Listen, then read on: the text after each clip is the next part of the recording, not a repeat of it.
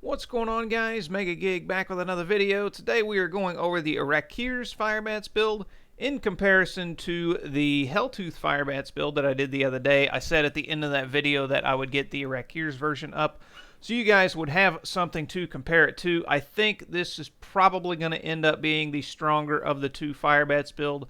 However, the other one I think is a bit more tanky. Now, if you're visiting this video first, or you haven't seen the other one at all, or you don't plan to watch it, we are going to go ahead and cover the entire set and skills again, because many things are the same when it comes to the skills. But like I said, if you haven't watched the other video, or you don't plan on watching the Helltooth video, we'll go over everything in detail on here as well. And so yeah, let's start with the gear again. Pretty much all the gear is the same with the exception of the set itself. So we're using Sacred Harvester, so Soul Harvest stacks up to 10 times. And of course, we are using Lakuma's Ornament to reduce all damage received by 6% for each stack of Soul Harvest we have, so that's 60% on this. We are still using our Unity. Of course, with our Enchantress, her gear is the same as well. We're using an S of Johan, an Oculus Ring. We're using a Windseeker, and we are using the Focus where she cannot die. The Windseeker doesn't really do anything in this particular build using her because we don't have the Wayward Ring where she has a chance to stun, but that's just the item I have on her. If you're running something where you're not using a Unity for some reason, then you can use that ring instead. And of course, we're using an S of Johan to help bunch up enemies. The two main skills we're using here, conjures Erosion, conjures a pool of Arcane, where we do a little bit more damage, and we increase attack speed as well with Focus Mind. Charm is also kind of nice, I guess, and Missile Ward, but those skills don't really matter. For our offhand, again, we are using a Vile Hive. This lets Locust Swarm get the Pestilence rune, which means it basically spreads twice as fast and covers the entire screen in just a couple of seconds. And Locust Swarm also does a little bit more damage, but again, that little bit more damage there isn't really relevant. And then for the belt, we are still using Jungle Wrap's Firebats attacks up to 300% faster. And of course, we are still using the Compass Rose and Traveler's Pledge for the Endless Walk set. And we are using the same gems as previously. We're using the Bane of the Trapped, Bane of the Stricken. And in this particular version, we're using the Pain Enhancer. I did explain last time, but I'll explain again. Tegic is going to give you a base boost damage no matter where you're at, no matter how many enemies are around you.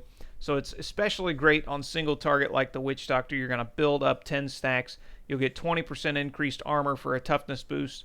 And you'll gain whatever rank you have. I have 5.80%, or yeah, 5.80% on there. So that's 58% increased damage at 10 stacks. And that's all times, but it does take a little while to charge up. And in the Helltooth version, I was trying something a little bit new. I was trying a Pain Enhancer, and so to keep the comparison straight with that build, I ran the Pain Enhancer with this again. And what the Pain Enhancer does is it makes the enemy bleed for a certain percentage of damage over 3 seconds, but then you also gain 3% increased attack speed for each bleeding enemy within 20 yards. So greatly increases your attack speed, which in big groups also, of course, it increases your damage, but it also increases your toughness through sustain because you're getting more life on hit.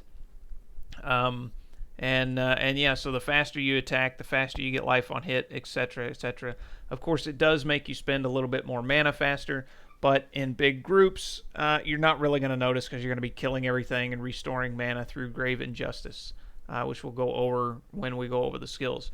So yeah, just for comparison's sake, I'm doing something different and running Pain Enhancer because most people still like to run Tegic.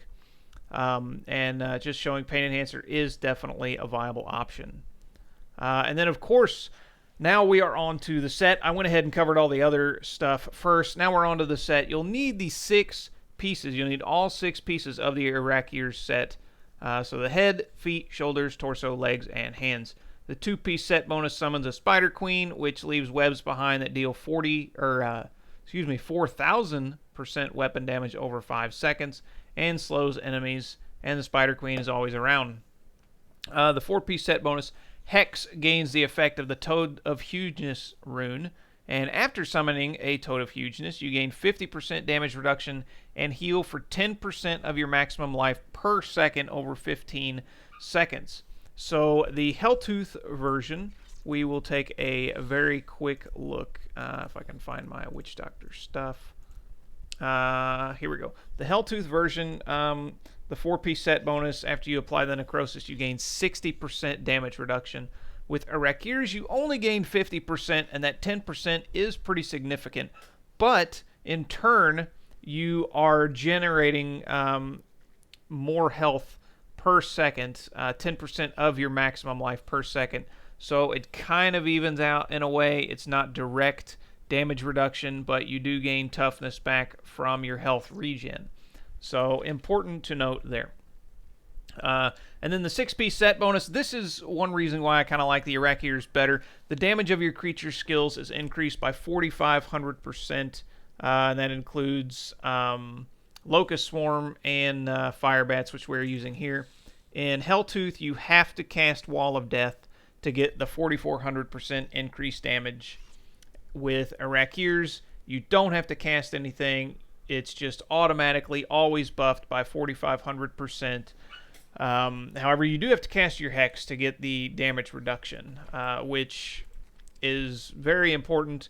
But you can just continually cast Hex when it's off cooldown and keep that damage reduction. But the 6-piece set bonus, you basically always get the 4,500% increased damage. You don't have to worry about casting Wall of Death. You don't have to worry about casting anything else to get that damage bonus. So that's kind of why I like this set better. And then, as I said, in the Helltooth set, the Firebats build is very susceptible to crowd control. However, the hexes can they can hex pretty much anything but the Rift Guardian, and so they can even hex elite packs, which helps against different crowd control things and whatnot. Except Juggernauts. I don't believe they can hex Juggernauts. So yeah. So that is the gear. Let's go over the cube. The cube is actually the same. We're using the Staff of Shiropetra, where Firebats attack 100% faster, cost 75% less mana, and its damage is increased by 150%. For the weapons, or the armor slot, we're using Coils of the First Spider. While channeling Firebats, you gain 30% damage reduction and 80% life per hit, or not 80%, excuse me, 80,000 life per hit. So a big damage reduction, 30% on top of everything else that you're getting, plus 80,000 life per hit. So that's going to end up being a lot more sustain in big groups as well with Pain Enhancer, where we're attacking a lot faster and we're dealing a lot more damage. So yeah, that's going to help us survive big groups and be able to sustain through more elemental damage when we are fighting elite packs, of course, in big groups. And then, of course, we are using the Ring of Emptiness. You deal 300% increased damage to enemies affected by both Haunt and Locust Swarm. With Locust Swarm having the Pestilence rune, it's going to spread very fast after one cast. And then, again, like I said, with the Helltooth build, because we're affected by the attack speed bonus in Unity, or in Pain Enhancer, rather, we have it in our Unity, we're able to cast Haunt much faster in big groups, and we can get Haunt on a lot of enemies and take advantage of that 300% increase bonus. So it's very important. Yeah, so that is another bonus of Pain Enhancer. Now let's go ahead and go over the skills. We are using Haunt, Draining Spirit. Again, this build can get a little mana heavy in certain situations, so we're using Draining Spirit, especially on something like the Rift Guardian, where they're not summoning trash to help, that you can cast Haunt on, or that you kill and get mana back or whatever. So we're using Draining Spirit for that. You can, if you want to do more damage, you can use Haunt Poison Spirit, And that 20% is actually pretty significant when you consider all the other multipliers you have in effect as well. So you can use Haunt Draining Spirit.